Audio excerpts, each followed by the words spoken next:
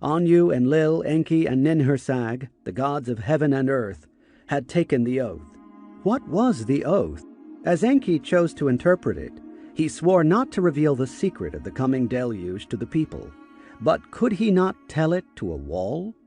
Calling Astrahasis to the temple, he made him stay behind a screen. Then Enki pretended to speak not to his devout earthling, but to the wall.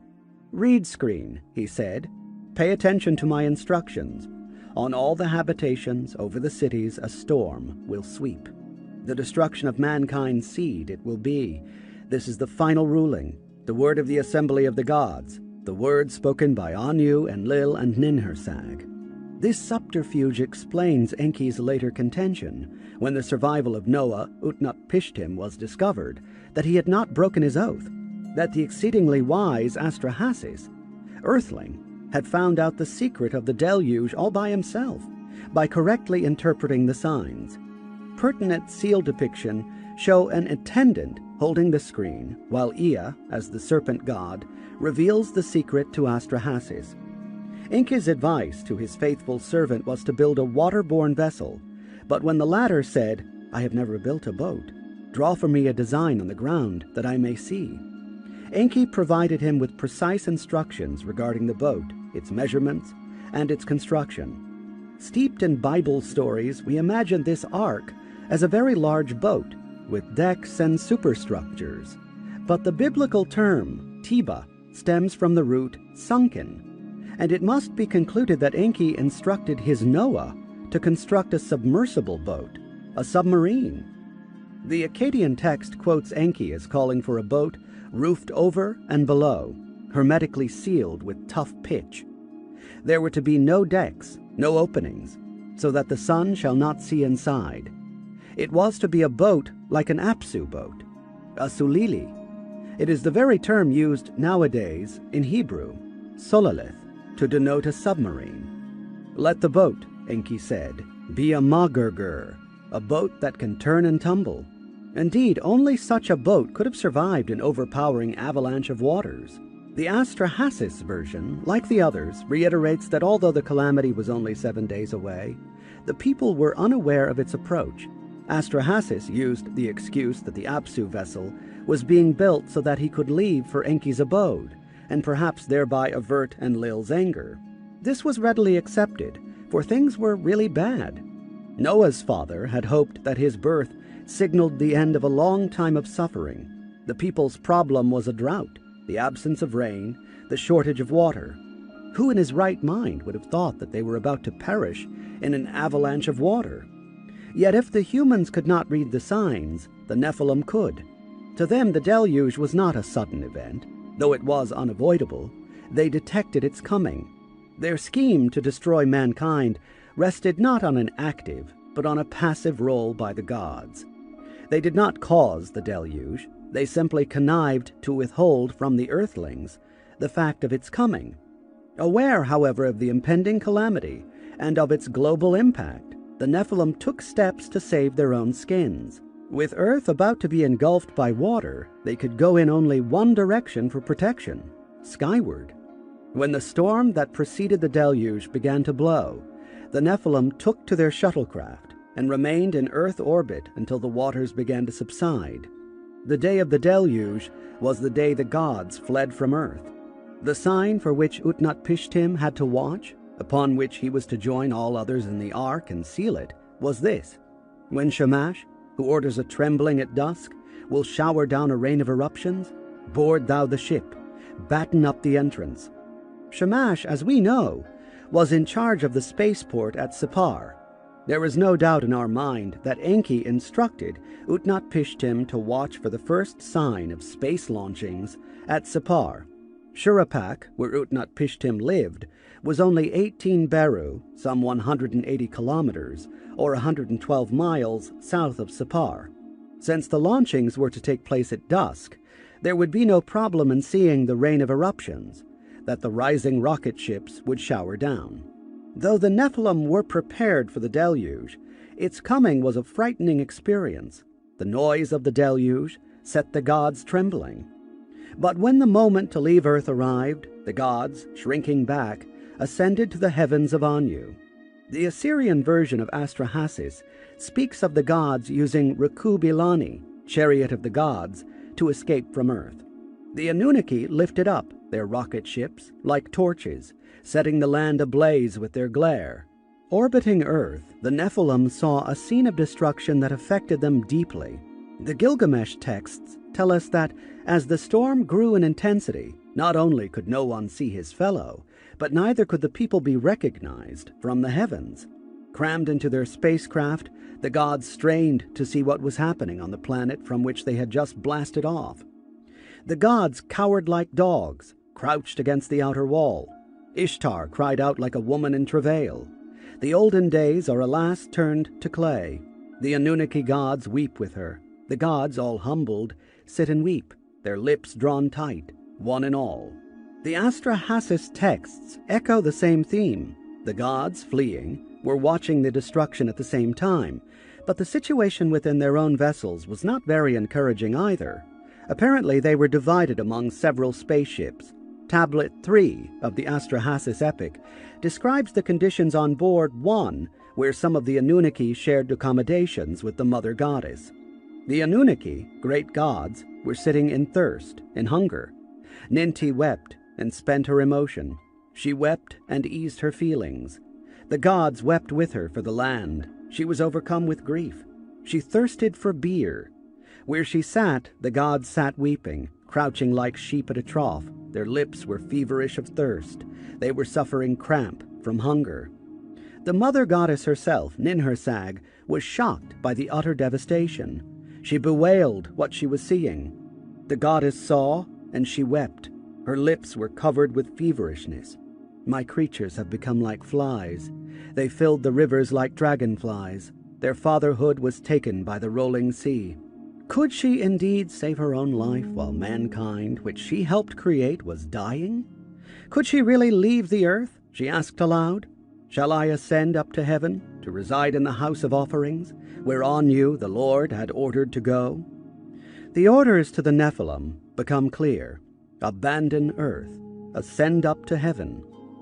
It was a time when the 12th planet was nearest Earth, within the asteroid belt Heaven, as evidenced by the fact that Anu was able to attend personally the crucial conferences shortly before the deluge.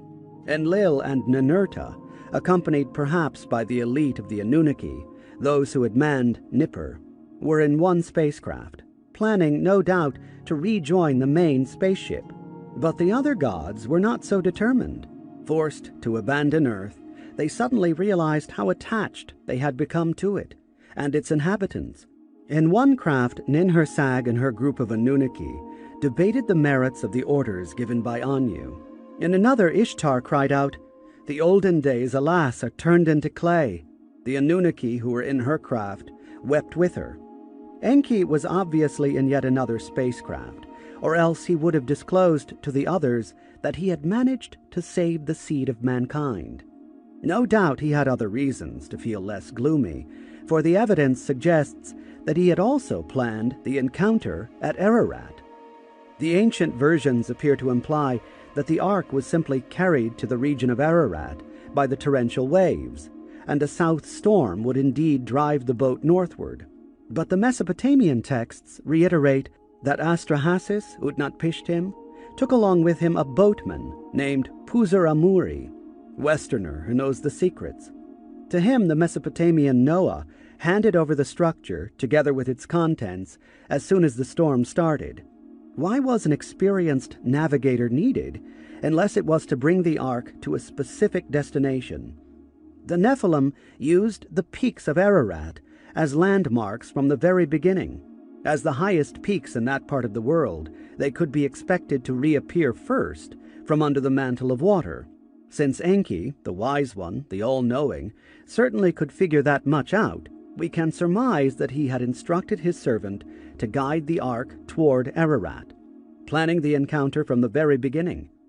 Berossus's version of the flood, as reported by the Greek Abydenus, relates, Kronos revealed to Xisuthros that there would be a deluge on the 15th day of Diesios, the second month, and ordered him to conceal in Sippar, the city of Shamash, Every available writing. Xisuthros accomplished all these things, sailed immediately to Armenia, and thereupon what the god had announced did happen. Berossus repeats the details regarding the release of the birds. When Xisuthros, which is Astrahasis, reversed, was taken by the gods to their abode, he explained to the other people in the ark that they were in Armenia, and directed them back on foot to Babylonia. We find in this version not only the tie-in with Sippar, the spaceport, but also confirmation that Xisuthros was instructed to sail immediately to Armenia, to the land of Ararat. As soon as Astrahasis had landed, he slaughtered some animals and roasted them on a fire. No wonder that the exhausted and hungry gods gathered like flies over the offering. Suddenly they realized that man and the food he grew and the cattle he raised were essential. When at length Enlil arrived and saw the ark, he was wroth.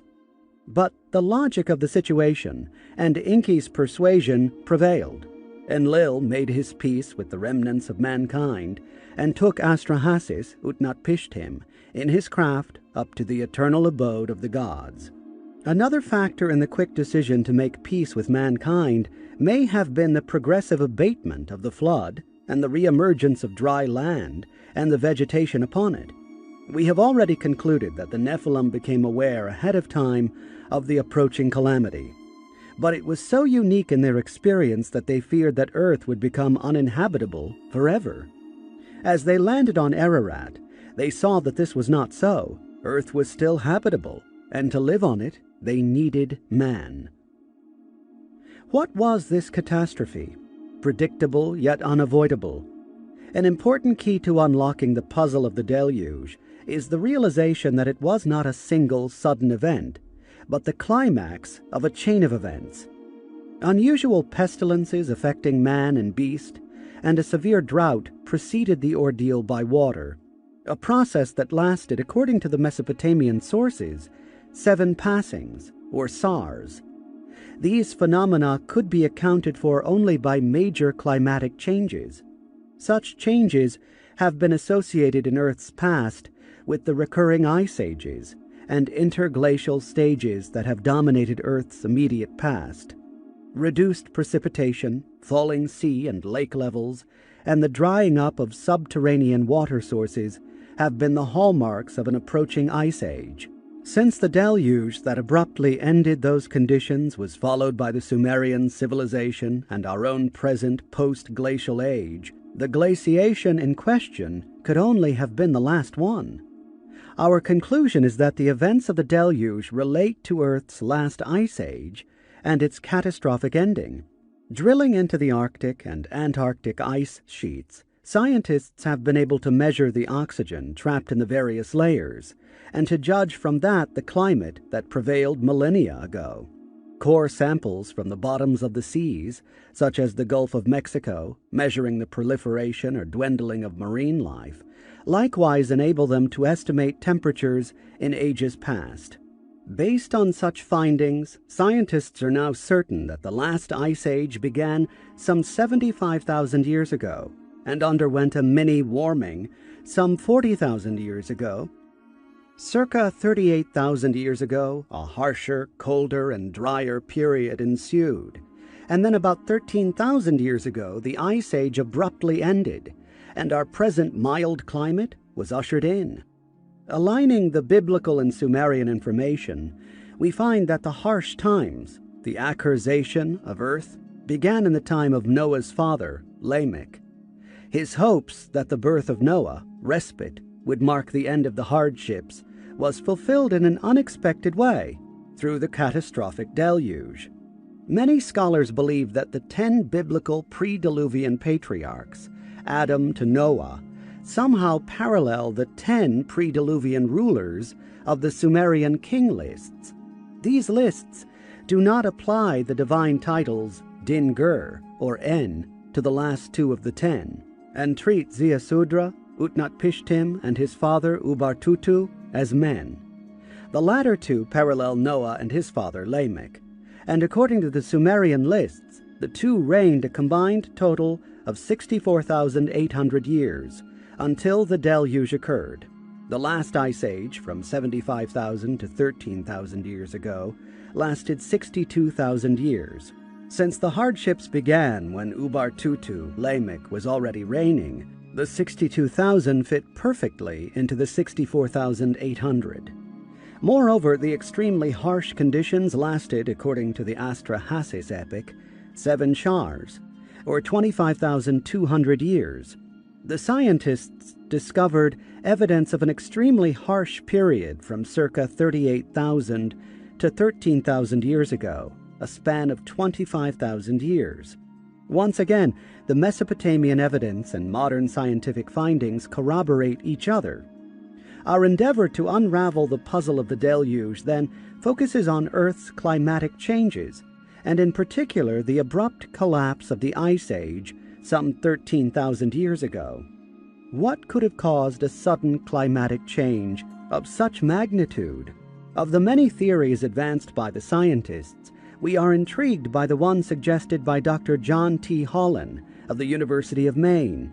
He contended that the Antarctic ice sheet periodically breaks loose and slips into the sea, creating an abrupt and enormous tidal wave. This hypothesis, accepted and elaborated upon by others, suggests that as the ice sheet grew thicker and thicker, it not only trapped more of Earth's heat beneath the ice sheet, but also created by pressure and friction a slushy, slippery layer at its bottom, acting as a lubricant between the thick ice sheet above and the solid Earth below. This slushy layer sooner or later caused the ice sheet to slide into the surrounding ocean. Holland calculated that if only half the present ice sheet of Antarctica, which is on the average more than a mile in thickness, were to slip into the southern seas, the immense tidal wave that would follow would raise the level of all the seas around the globe by some 60 feet, inundating coastal cities and lowlands. In 1964, A.T. Wilson of Victoria University in New Zealand offered the theory that ice ages ended abruptly in such slippages, not only in the Antarctic, but also in the Arctic. We feel that the various texts and facts gathered by us justify a conclusion that the deluge was the result of such a slippage into the Antarctic waters of billions of tons of ice, bringing an abrupt end to the last ice age. The sudden event triggered an immense tidal wave. Starting in Antarctic waters, it spread northward toward the Atlantic, Pacific, and Indian Oceans. The abrupt change in temperature must have created violent storms accompanied by torrents of rain. Moving faster than the waters, the storms, clouds, and darkened skies heralded the avalanche of waters. Exactly such phenomena are described in the ancient texts. As commanded by Enki, Astrahasis sent everybody aboard the ark, while he himself stayed outside to await the signal for boarding the vessel and sealing it off. Providing a human interest detail, the ancient text tells us that Astrahasis, though ordered to stay outside the vessel, was in and out. He could not sit, could not crouch, his heart was broken, he was vomiting gall. But then the moon disappeared, the appearance of the weather changed, the rains roared in the clouds, the winds became savage, the deluge set out. Its might came upon the people like a battle. One person did not see another. They were not recognizable in the destruction. The deluge bellowed like a bull. The winds whinnied like a wild ass. The darkness was dense. The sun could not be seen. The Epic of Gilgamesh is specific about the direction from which the storm came. It came from the south. Clouds, winds, rain, and darkness indeed preceded the tidal wave which first tore down the posts of Nergal in the lower world. With the glow of dawn, a black cloud arose from the horizon. Inside it, the god of storms thundered. Everything that had been bright turned to blackness. For one day the south storm blew, gathering speed as it blew, submerging the mountains. 6 days and 6 nights blows the wind, as the southern storm sweeps the land. When the 7th day arrived, the deluge of the south storm subsided. The references to the south storm, south wind, clearly indicate the direction from which the deluge arrived. Its clouds and winds, the heralds of the storm, moving over hill and plain to reach Mesopotamia. Indeed, a storm and an avalanche of water originating in the Antarctic would reach Mesopotamia via the Indian Ocean after first engulfing the hills of Arabia, then inundating the Tigris-Euphrates plain. The Epic of Gilgamesh also informs us that before the people and their land were submerged, the dams of the dry land and its dikes were torn out. The continental coastlines were overwhelmed and swept over. The biblical version of the deluge story reports that the bursting of the fountains of the great deep preceded the opening of the sluices of heaven. First, the waters of the great deep, what a descriptive name for the southernmost frozen Antarctic seas, broke loose out of their icy confinement. Only then did the rains begin to pour from the skies. This confirmation of our understanding of the deluge is repeated in reverse when the deluge subsided. First, the fountains of the deep were dammed. Then the rain was arrested from the skies. After the first immense tidal wave, its waters were still, coming and going back in huge waves. Then the waters began going back, and they were less after 150 days, when the ark came to rest between the peaks of Ararat. The avalanche of water, having come from the southern seas, went back to the southern seas. How could the Nephilim predict when the deluge would burst out of Antarctica? The Mesopotamian texts, we know, related the deluge and the climatic changes preceding it to 7 passings, undoubtedly meaning the periodic passage of the 12th planet in Earth's vicinity. We know that even the moon, Earth's small satellite, exerts sufficient gravitational pull to cause the tides. Both Mesopotamian and biblical texts described how the earth shook when the celestial Lord passed in Earth's vicinity. Could it be that the Nephilim, observing the climatic changes and the instability of the Antarctic ice sheet, realized that the next, 7th passing of the 12th planet would trigger the impending catastrophe? Ancient texts show that it was so. The most remarkable of these is a text of some 30 lines inscribed in miniature cuneiform writing on both sides of a clay tablet less than 1 inch long. It was unearthed at Asher, but the profusion of Sumerian words in the Akkadian text leaves no doubt as to its Sumerian origin. Dr. Eric Ebling determined that it was a hymn recited in the House of the Dead, and he therefore included the text in his masterwork on death and resurrection in ancient Mesopotamia. On close examination, however, we find that the composition called on the names of the celestial Lord, the 12th planet. It elaborates the meaning of the various epithets by relating them to the passage of the planet at the site of the battle with Tiamat, a passage that causes the deluge. The text begins by announcing that, for all its might and size, the planet, the hero, nevertheless orbits the sun. The deluge was the weapon of this planet. His weapon is the deluge, God whose weapon brings death to the wicked, supreme, supreme anointed, who like the sun the land crosses, the sun his God he frightens. Calling out the first name of the planet, which unfortunately is illegible, the text describes the passage near Jupiter toward the site of the battle with Tiamat. First name, who the circular band hammered together, who the occupier split in two, poured her out, Lord, who at Akiti time within Tiamat's battle place reposes, whose seed are the sons of Babylon, who by the planet Jupiter cannot be distracted, who by his glow shall create. Coming closer, the 12th planet is called Shelig Ludig, powerful leader of the joyous planets. It is now nearest to Mars. By the brilliance of the god planet Anu god, planet Lamu, Mars is clothed. Then it loosed the deluge upon the earth. This is the name of the Lord, who from the 2nd month to the month Adar, the waters had summoned forth. The text's elaboration of the two names offers remarkable calendarial information. The 12th planet passed Jupiter and neared Earth at Akiti time, when the Mesopotamian New Year began, By the second month, it was closest to Mars. Then, from the second month to the month Adar, the 12th month, it loosed the deluge upon earth. This is in perfect harmony with the biblical account, which states that the fountains of the great deep burst open on the 17th day of the second month. The ark came to rest on Ararat in the 7th month. Other dry land was visible in the 10th month, and the deluge was over in the 12th month, for it was on the first day of the first month of the following year that Noah opened the ark's hatch.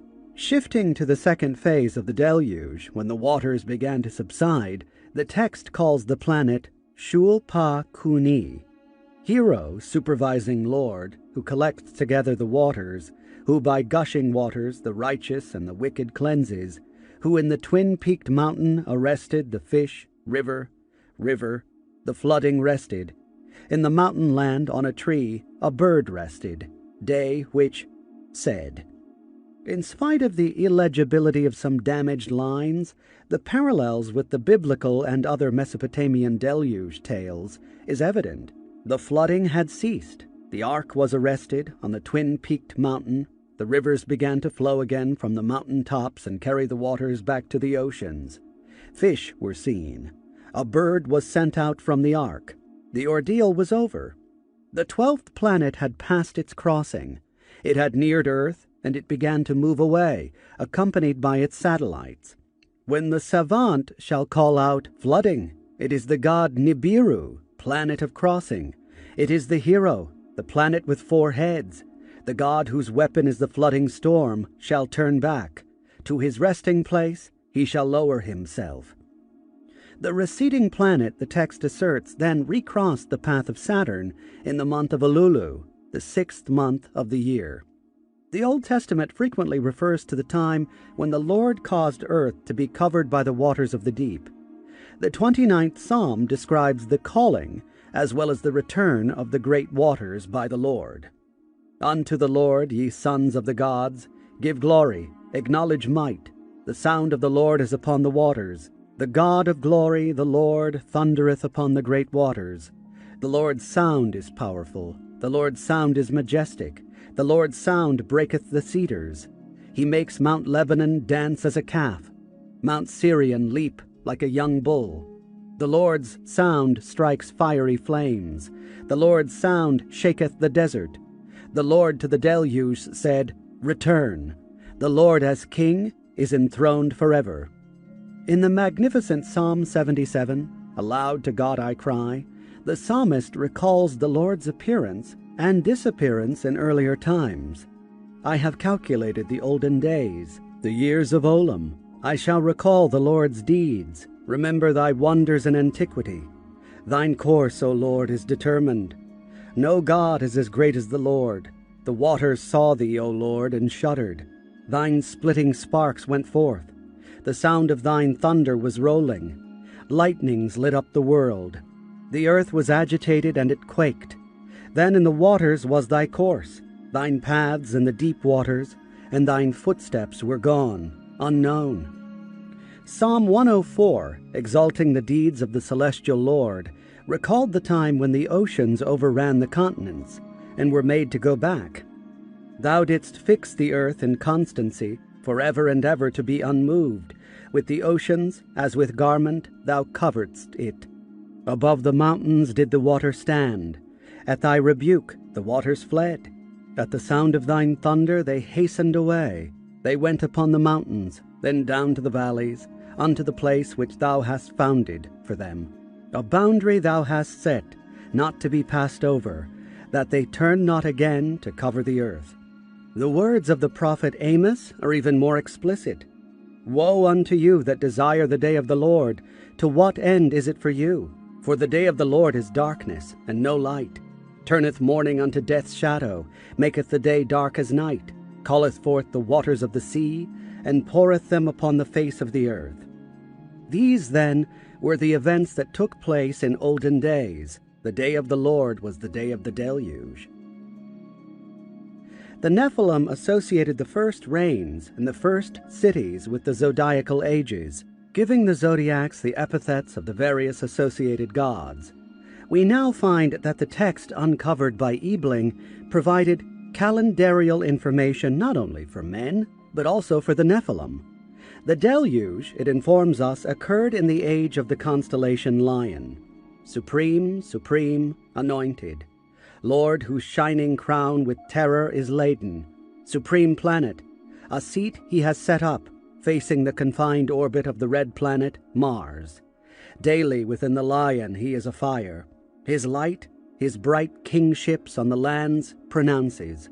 We can now also understand an enigmatic verse in the New Year's rituals, stating that it was the constellation Lion that measured the waters of the deep. These statements place the time of the deluge within a definitive framework, for though astronomers nowadays cannot precisely ascertain where the Sumerians set the beginning of a zodiacal house, the following timetable for the ages is considered accurate. 60 BC to AD 2100, age of Pisces. 2220 BC to 60 BC, age of Aries. 4380 BC to 2220 BC, age of Taurus. 6540 BC to 4380 BC, age of Gemini. 8700 BC to 6540 BC, age of Cancer. 10,860 BC to 8700 BC, age of the Lion. If the deluge occurred in the age of the Lion, or sometime between 10,860 BC and 8700 BC, then the date of the deluge falls well within our timetable. According to modern science, the last ice age ended abruptly in the southern hemisphere some 12 to 13,000 years ago, and in the northern hemisphere 1 or 2,000 years later. The zodiacal phenomenon of precession offers even more comprehensive corroboration of our conclusions. We concluded earlier that the Nephilim landed on Earth 432,000 years, 120 shars, before the deluge, in the age of Pisces. In terms of the precessional cycle, 432,000 years comprise 16 full cycles, or great years, and more than halfway through another great year into the age of the constellation of the Lion. We can now reconstruct the complete timetable for the events embraced by our findings. 445,000 years ago, the Nephilim, led by Enki, arrive on Earth from the 12th planet. Eridu, Earth Station 1, is established in southern Mesopotamia. 430,000 years ago, the great ice sheets begin to recede, a hospitable climate in the Near East. 415,000 years ago, Enki moves inland, establishes Larsa. 400,000 years ago, the great interglacial period spreads globally. Enlil arrives on Earth, establishes Nippur as mission control center. Enki establishes sea routes to southern Africa, organizes gold mining operations. 360,000 years ago, the Nephilim established Bad Tabira as their metallurgical center for smelting and refining. Sipar, the spaceport, and other cities of the gods are built. 300,000 years ago, the Anunnaki mutiny. Man, the primitive worker, is fashioned by Enki and Ninhursag. 250,000 years ago, early Homo sapiens multiply, spread to other continents. 200,000 years ago, life on Earth regresses during new glacial period. 100,000 years ago, climate warms again. The sons of the gods take the daughters of man as wives. 77,000 years ago, Ubartutu, Lamech, a human of divine parentage, assumes the reign in Shurapak under the patronage of Ninhursag. 75,000 years ago, the accursation of Earth, a new ice age, begins. Regressive types of man roam Earth. 49,000 years ago, the reign of Ziusudra, Noah, a faithful servant of Enki, begins. 38,000 years ago, the harsh climatic period of the Seven Passings begins to decimate mankind. Europe's Neanderthal man disappears. Only Cro-Magnon man, based in the Near East, survives. Enlil, disenchanted with mankind, seeks its demise. 13,000 years ago, the Nephilim, aware of the impending tidal wave that will be triggered by the nearing 12th planet, vow to let mankind perish. The deluge sweeps over Earth, abruptly ending the Ice Age. The deluge, a traumatic experience for mankind, was no less so for the gods, the Nephilim. In the words of the Sumerian king lists, the deluge had swept over, and an effort of 120 shars was wiped away overnight. The South African mines, the cities in Mesopotamia, the control center at Nippur, the spaceport at Sapar, all lay buried under water and mud. Hovering in their shuttlecraft above devastated Earth, the Nephilim impatiently awaited the abatement of the waters so that they could set foot again on solid ground. How were they going to survive henceforth on Earth when their cities and facilities were gone, and even their manpower, mankind, was totally destroyed?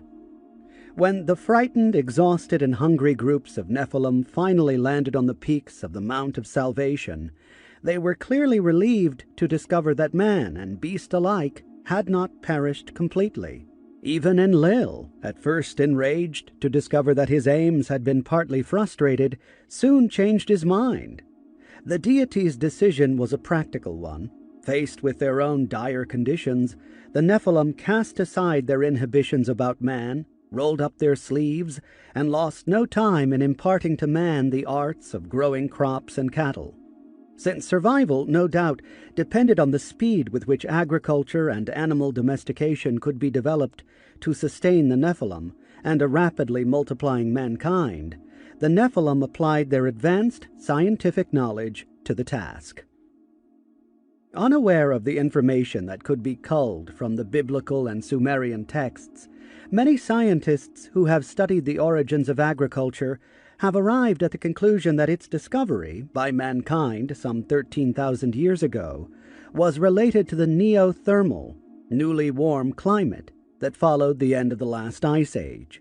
Long before modern scholars, however, the Bible also related the beginnings of agriculture to the aftermath of the deluge. Sowing and harvesting were described in Genesis as divine gifts granted to Noah and his offspring as part of the post-diluvian covenant between the deity and mankind. For as long as the earth's days shall be, there shall not cease sowing and harvesting, cold and warmth, summer and winter, day and night. Having been granted the knowledge of agriculture, Noah as a husbandman was first, and he planted a vineyard. He became the first post-diluvian farmer engaged in the deliberate, complicated task of planting. The Sumerian texts, too, ascribed to the gods the granting to mankind of both agriculture and the domestication of animals. Tracing the beginnings of agriculture, modern scholars have found that it appeared first in the Near East, but not in the fertile and easily cultivated plains and valleys. Rather, agriculture began in the mountains, skirting the low-lying plains in a semicircle. Why would farmers avoid the plains and limit their sowing and reaping to the more difficult mountainous terrain? The only plausible answer is that the low-lying lands were, at the time when agriculture began, uninhabitable. 13,000 years ago, the low-lying areas were not yet dry enough following the deluge. Millennia passed before the plains and valleys had dried sufficiently to permit the people to come down from the mountains surrounding Mesopotamia and to settle the low-lying plains. This indeed is what the book of Genesis tells us. Many generations after the deluge, people arriving from the east, from the mountainous areas east of Mesopotamia, found a plain in the land of Shinar, Sumer, and settled there. The Sumerian texts state that Enlil first spread cereals in the hill country, in the mountains, not in the plains, and that he made cultivation possible in the mountains by keeping the floodwaters away. He barred the mountains as with a door. The name of this mountainous land east of Sumer, Elam, meant house where vegetation germinated. Later, two of Enlil's helpers, the gods Ninazu and Ninmada, extended the cultivation of cereals to the low-lying plains so that eventually Sumer, the land that knew not grain, came to know grain. Scholars who have now established that agriculture began with the domestication of wild emmer as a source of wheat and barley are unable to explain how the earliest grains, like those found at the Shanidar cave, were already uniform and highly specialized. Thousands of generations of genetic selection are needed by nature to acquire even a modest degree of sophistication. Yet the period, time, or location in which such a gradual and very prolonged process might have taken place on Earth are nowhere to be found. There is no explanation for this botanogenetic miracle, unless the process was not one of natural selection, but of artificial manipulation. Spelt, a hard-grained type of wheat, poses an even greater mystery. It is the product of an unusual mixture of botanic genes, neither a development from one genetic source nor a mutation of one source. It is definitely the result of mixing the genes of several plants. The whole notion that man, in a few thousand years, changed animals through domestication is also questionable. Modern scholars have no answers to these puzzles, nor to the general question of why the mountainous semicircle in the ancient Near East became a continuous source of new varieties of cereals, plants, trees, fruits, vegetables, and domesticated animals. The Sumerians knew the answer. The seeds, they said, were a gift sent to Earth by Anu from his celestial abode. Wheat, barley, and hemp were lowered to Earth from the 12th planet. Agriculture and the domestication of animals were gifts given to mankind by Enlil and Enki, respectively. Not only the presence of the Nephilim, but also the periodic arrivals of the 12th planet in Earth's vicinity seem to lie behind the three crucial phases of man's post-Diluvian civilization. Agriculture, circa 11,000 BC, the Neolithic culture, circa 7,500 BC, and the sudden civilization of 3,800 BC took place at intervals of 3,600 years.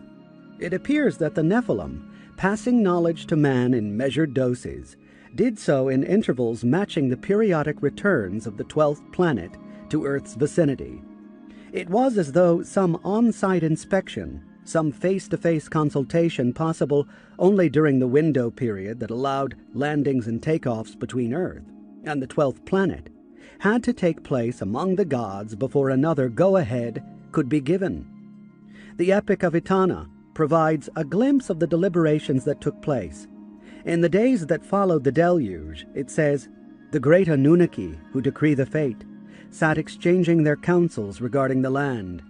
They who created the four regions, who set up the settlements, who oversaw the land, were too lofty for mankind. The Nephilim, we are told, reached the conclusion that they needed an intermediary between themselves and the masses of humans. They decided, to be gods, Ilu, in Akkadian meaning lofty ones. As a bridge between themselves as lords and mankind, they introduced kingship on Earth, appointing a human ruler who would assure mankind's service to the gods and channel the teachings and laws of the gods to the people.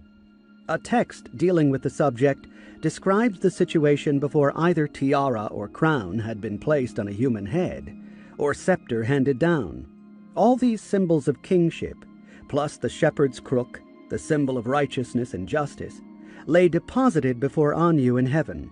After the gods had reached their decision, however, kingship descended from heaven to earth. Both Sumerian and Akkadian texts state that the Nephilim retained the lordship over the lands, and had mankind first rebuild the pre-Diluvian cities exactly where they had originally been, and as they had been planned. Let the bricks of all the cities be laid on the dedicated places. Let all the bricks rest on holy places. Eridu, then, was first to be rebuilt. The Nephilim then helped the people plan and build the first royal city, and they blessed it. May the city be the nest, the place where mankind shall repose. May the king be a shepherd. The first royal city of man, the Sumerian texts tell us, was Kish. When kingship was lowered again from heaven, the kingship was in Kish.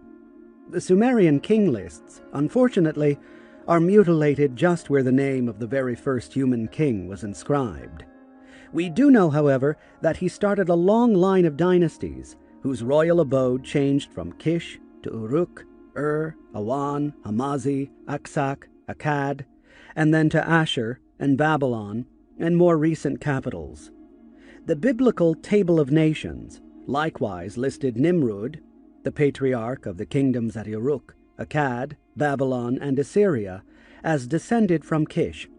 It records the spread of mankind, its lands and kingships, as an outgrowth of the division of mankind into three branches following the deluge. Descended from and named after the three sons of Noah, these were the peoples and lands of Shem, who inhabited Mesopotamia and the Near Eastern lands, Ham, who inhabited Africa and parts of Arabia, and Japheth, the Indo-Europeans in Asia Minor, Iran, India, and Europe. These three broad groupings were undoubtedly three of the regions whose settlement was discussed by the great Anunnaki. Each of the three was assigned to one of the leading deities. One of these was, of course, Sumer itself, the region of the Semitic peoples, the place where man's first great civilization arose. The other two also became sites of flourishing civilizations, circa 3200 BC, about half a millennium after the blooming of the Sumerian civilization. Statehood, kingship, and civilization made their first appearance in the Nile Valley, leading in time to the great civilization of Egypt. Nothing was known until some 50 years ago about the first major Indo-European civilization, but by now it is well established that an advanced civilization, encompassing large cities, a developed agriculture, a flourishing trade, existed in the Indus Valley in ancient times. It came into being, scholars believe, some 1,000 years after the Sumerian civilization began. Ancient texts, as well as archaeological evidence, attest to the close cultural and economic links between these two river valley civilizations and the older Sumerian one. Moreover, both direct and circumstantial evidence has convinced most scholars that the civilizations of the Nile and Indus not only were linked to, but were actually offspring of, the earlier civilization of Mesopotamia. The most imposing monuments of Egypt, the pyramids, have been found to be, under a stone skin, simulations of the Mesopotamian ziggurats, and there is reason to believe that the ingenious architect who designed the plans for the Great Pyramids and supervised their construction was a Sumerian venerated as a god. The ancient Egyptian name for their land was the Raised Land, and their prehistoric memory was that a very great god who came forth in the earliest times found their land lying under water and mud. He undertook great works of reclamation, literally raising Egypt from under the waters. The legend neatly describes the low-lying valley of the Nile River in the aftermath of the deluge. This olden god was none other than Enki, the chief engineer of the Nephilim. Though relatively little is known as yet regarding the Indus Valley civilization, we do know that they too venerated the number 12 as the supreme divine number, that they depicted their gods as human-looking beings wearing horned headdresses, and that they revered the symbol of the cross, the sign of the 12th planet. If these two civilizations were of Sumerian origin, why are their written languages different? The scientific answer is that the languages are not different. This was recognized as early as 1852, when the Reverend Charles Foster ably demonstrated that all the ancient languages then deciphered, including early Chinese and other Far Eastern languages, stemmed from one primeval source, thereafter shown to be Sumerian. Similar pictographs had not only similar meanings, which could be a logical coincidence, but also the same multiple meanings, and even the same phonetic sounds, which suggests a common origin. More recently, scholars have shown that the very first Egyptian inscriptions employed a language that was indicative of a prior written development. The only place where a written language had a prior development was Sumer. So we have a single written language that for some reason was differentiated into three tongues: Mesopotamian, Egyptian, Hamitic, and Indo-European. Such a differentiation could have occurred by itself over time, distance, and geographical separation, yet the Sumerian texts claimed that it occurred as the result of a deliberate decision of the gods, once again initiated by Enlil. Sumerian stories on the subject are paralleled by the well-known biblical story of the Tower of Babel, in which we are told that the whole earth was of one language and of the same words. But after the people settled in Sumer, learned the art of brickmaking, built cities, and raised high towers, ziggurats, they planned to make for themselves a shem and a tower to launch it. Therefore did the Lord mingle the earth's tongue. The deliberate raising of Egypt from under the muddy waters, the linguistic evidence, and the Sumerian and biblical texts support our conclusion that the two satellite civilizations did not develop by chance. On the contrary, they were planned and brought about by the deliberate decision of the Nephilim. Fearing, evidently, a human race unified in culture and purpose, the Nephilim adopted the imperial policy, divide and rule. For while mankind reached cultural levels that included even airborne efforts, after which anything they shall scheme to do shall no longer be impossible for them, the Nephilim themselves were a declining lot. By the 3rd millennium BC, children and grandchildren, to say nothing of humans of divine parentage, were crowding the great olden gods. The bitter rivalry between Enlil and Enki was inherited by their principal sons, and fierce struggles for supremacy ensued. Even the sons of Enlil fought among themselves, as did the sons of Enki.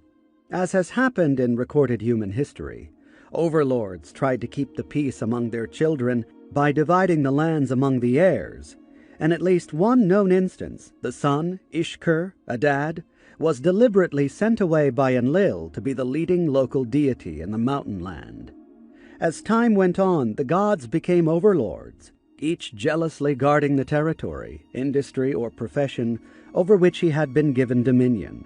Human kings were the intermediaries between the gods and the growing and spreading humanity. The claims of ancient kings that they went to war, conquered new lands, or subjugated distant peoples on the command of my God should not be taken lightly. Text after text makes it clear that this was literally so. The gods retained the powers of conducting foreign affairs, for these affairs involved other gods and other territories. Accordingly, they had the final say in matters of war or peace. With the proliferation of people, states, cities, and villages, it became necessary to find ways to remind the people who their particular overlord or lofty one was. The Old Testament echoes the problem of having people adhere to their God and not prostitute after other gods. The solution was to establish many places of worship and to put up in each of them the symbols and likenesses of the correct gods. The age of paganism began. Following the deluge, the Sumerian texts inform us the Nephilim held lengthy councils regarding the future of gods and man on earth. As a result of these deliberations, they created the 4 regions. 3 of them, Mesopotamia, the Nile Valley, and the Indus Valley, were settled by man. The 4th region was holy, a term whose original literal meaning was dedicated, restricted. Dedicated to the gods alone, it was a pure land, an area that could be approached only with authorization. Trespassing could lead to quick death by awesome weapons, wielded by fierce guards. This land or region was named Tilmun, literally the place of the missiles. It was the restricted area where the Nephilim had re-established their space base after the one at Sippar had been wiped out by the deluge. Once again the area was put under the command of Utu, Shamash, the god in charge of the fiery rockets. Ancient heroes like Gilgamesh strove to reach this land of living, to be carried by a shem, or an eagle to the heavenly abode of the gods.